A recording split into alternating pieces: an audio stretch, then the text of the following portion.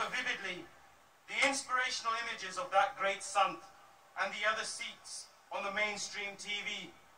I remember as a family watching every single news report on the BBC and ITV and about the events of Punjab, listening to what we were expected to hear. But deep down inside, knowing that these Mahan Gursikh activists were those great lions that stood for the morals and ethics that were taught to us by our great gurus. The principles of fairness and justice, the ethics of freedom and sovereignty, the ideologies of spirituality and faith. It took another 20 years before I started to revisit the events of 1984.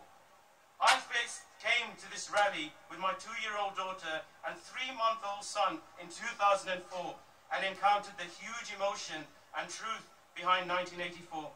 I began to appreciate the real mass community feel towards the history before 1984 and after 1984, an emotion that even today we struggle to articulate properly, not just to the mainstream, but within our close circles too.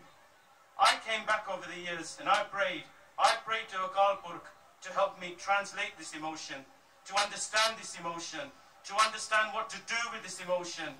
Were we meant to see 1984 through the eyes and the lens of the victims? Were we meant to recognize 1984 as a transition? Were we meant to learn from the stand of the Sant and the Gursikhs? How does a community recuperate from a genocide, from a period of insurgency? The Shaheeds gave their lives up to protect and honor the beautiful gem of Guru Nanak Dev Ji Sikhi, a gem that promotes spirituality, social mobility, and a political thought that the so-called world's largest democracy feared. The gem that promotes welfare, education, cohesion, fairness, and advancement. The gem that generations before gave their lives to protect, and generations after will no doubt give their lives to protect. We can spend a lifetime standing on the sidelines, waiting for others to lead or waiting for others to do the right thing.